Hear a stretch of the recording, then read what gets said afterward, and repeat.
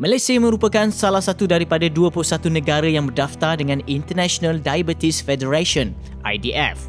Menurut IDF, pada tahun 2015, seramai 415 juta orang mempunyai penyakit kencing manis di seluruh dunia dan 3.3 juta daripada kes ini adalah disumbangkan oleh Malaysia.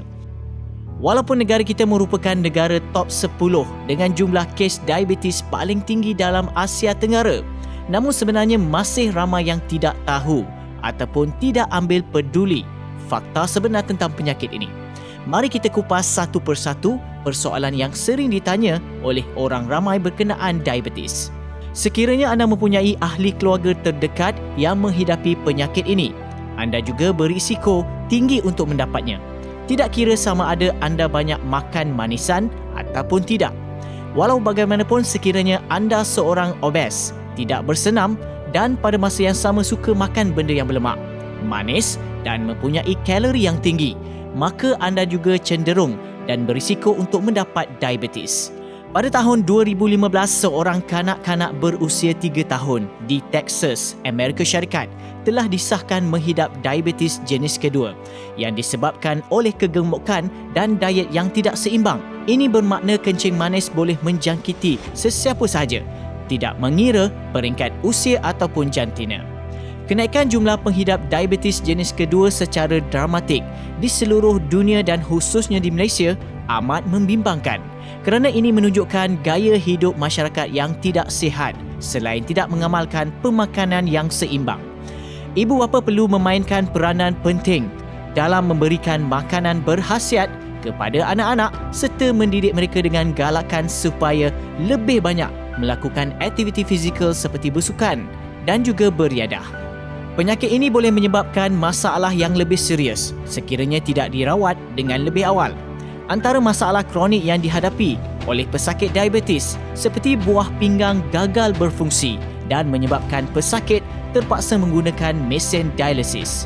Yang kedua, berisiko tinggi untuk mendapat stroke dan serangan jantung yang boleh membawa maut. Manakala juga pesakit boleh buta penglihatan akibat katarak dan kehilangan anggota badan akibat amputasi. Dan manakala juga diabetik, ketoacidosis dan sindrom hyperglycemic hyperosmolar yang membawa maut boleh berlaku kepada pesakit. Penyakit kencing manis sering terjadi tanpa disedari kerana pesakit tidak akan mengalami apa-apa simptom pada peringkat awal penyakit. Menurut Harvard Medical School, semua orang dinasihatkan supaya membuat pemeriksaan paras gula sekurang-kurangnya setahun sekali sekiranya anda pernah diperiksa dan mempunyai paras gula yang agak tinggi daripada kebiasaan. Bagi sesiapa yang mempunyai gula paras normal, anda disarankan membuat pemeriksaan setiap 3 tahun. Jika anda menghidap diabetes jenis pertama, anda mesti memulakan pengambilan insulin bermula dari tarikh penyakit dikesan. Tiada rawatan lain bagi diabetes jenis ini. Manakala pesakit diabetes jenis kedua pula masih boleh mengawal penyakit dengan pemakanan yang seimbang serta aktiviti fizikal yang lebih sihat. Ramai pesakit yang mulakan dengan memakan ubat-ubatan, tapi kelamaan, kebanyakan pesakit juga perlu mengambil insulin.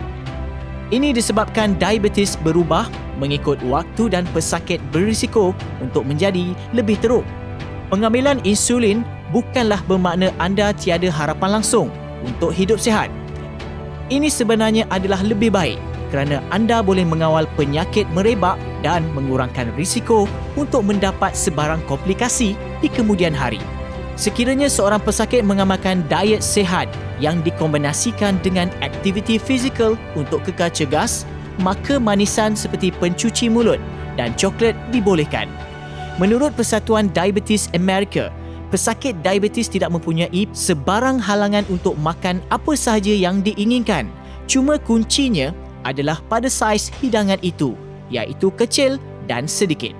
Walau bagaimanapun, sekiranya anda menghidap diabetes, silalah berjumpa dengan doktor dan pakar nutrisi anda untuk mengetahui dengan lebih lanjut tentang diet yang bersesuaian dengan paras gula anda.